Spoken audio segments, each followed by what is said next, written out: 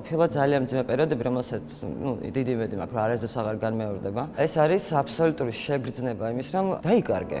აი ერთვენიერ დღეს იღვიძებ სახლში, თეორიულად იცი რომ სახლია, შენი სახლია. თეორიულად იცი ეს ადამიანები ვინ არიან, მაგრამ არანაირი გრძნობა, არანაირი შეგრძნება, ვერაფერს ვერ გრძნობ, აი საშინელი შეგრძნებაა. უკონტროლოდ შეიძლება ტირილი აგიტყდეს სრულიად სისულელეზე. ამას ვმალავდი, რომ სხვა ეს არა ნერვიულა, ხა ჩემ მდგომარეობაზე.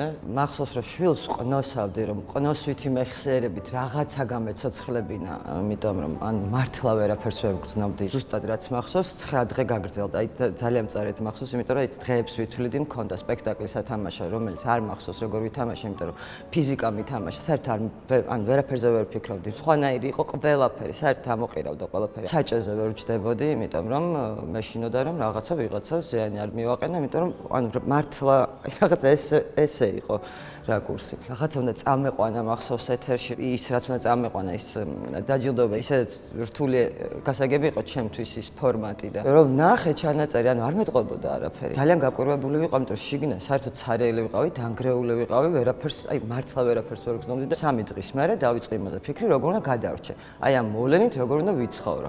მე-9 დღეს აი შეგრძნება მქონდა, რომ თავიდან დავიბადე, იმიტომ რომ აი ეს რაღაცა დაუბრუნდი და ბოლოს აი ამ პანდემიის მერე რაც დამემართა, ანუ ისევ იგივე დამემართა, ისევ აი ეს ვერაფერს ვერ გრძნობდი და ერთადერთი რაც მინდოდა და რასაც ველოდებოდი გიჟევით, რომ თეატრი გახსნილიყო, სპექტაკლები დანიშნულიყო, იმიტომ რომ თუ მანამდე ჩემს ემოციებს და ჩემს გამოცდილებას ვიყენებდი იმისთვის, რომ პერსონაჟი გამეცოცხლებინა, რაღაცა ყველაფერს ვეპოტინებოდი, იმიტომ რომ ძალიან ემოციური სპექტაკლებია რეალურად, ყველა სადაც ვთამაშობ და მეგონა რომ ხა პირიქით იქნებ იქიდან გამაცოცხლოს ამ ყველაფერმა და იქნებ აი ეს შეგრძნებები და რაღაცა იქიდან რაღაცა ფიზიკამ გამახსენოს რა. აი ამ მუშაობით და რეპეტიციებით და რაღაცით ნელ-ნელა თითქოს ფერადდებოდი და ვცოცხლდებოდი. ეს იყო ძალიან მნიშვნელოვანია. ამიტომ მე ჩემს შემთხვევაში რეალურად ძალიან მშველის ჩემი პროფესია. მენტალური პრობლემები ალბათ ყველა ადამიანს აქვს. სხვადასხვა ასაკში იქნება ეს ბავშვობის პრობლემა, მით უმეტეს ამ ქვეყანაში, იმდენად მძიმეა ცხოვრება, იქნება ეს გარდატეხის ასაკი ძალიან მძიმე. შერიდებათ, ამაზე არ ვლაპარაკობენ, ვიღაცას ეშინია, იმიტომ რომ რატომღაც აღიქმება, რომ რაღაცა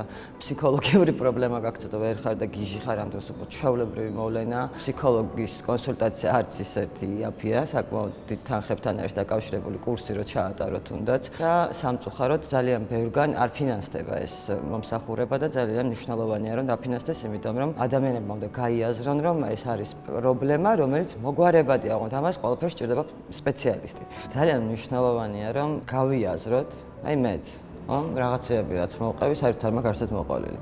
მეც მივხვდი რომ დასამალი არაფერია. არ უნდა დამალო პირიქით. შეიძლება ვიღაცას ამით კიდევ უფრო დაეხმარო და მეც დღეს მგონია რომ შეიძლება ამ ჩემი შეგნებით რომ დასამალი არაფერია და ვაზიარებ იმას რაც შეიძლება არავისთვის ისე დიდად არ მომიყოლია. მგონია რომ შეიძლება ვიღაცას ჩემნაირ მდგომარეობაში ან კიდევ უფრო სუბუქში ან უფრო მძიმეში არ შეერცხოს, არ მოერიდოს, პირიქით მიხვდეს რომ მას შეუძლია ვიღაცა დაეხმაროს. და ეს ვიღაცა შეიძლება არ იყოს ძალიან ახლოველი ადამიანი. აუცილებლად ყოველთვის მენდობება რომ სპეციალისტიც იყოს ამაში ჩართული, რომ რაღაცა ერთიანად ჯერ უფრო დაჩქარდება ეს პროცესი და ყველა ერთად ვისწავლით როგორ შეიძლება ამის მართვა და ეს ძალიან მნიშვნელოვანია სპეციალისტთან ერთად, ამიტომ ყველამ უნდა გავიაზროთ რომ დასამალი ნამდვილად არაფერი. დასაკარგი უფრო მეტია ვიდრე დასამალი, ასე რომ ღია უნდა ვიყოთ.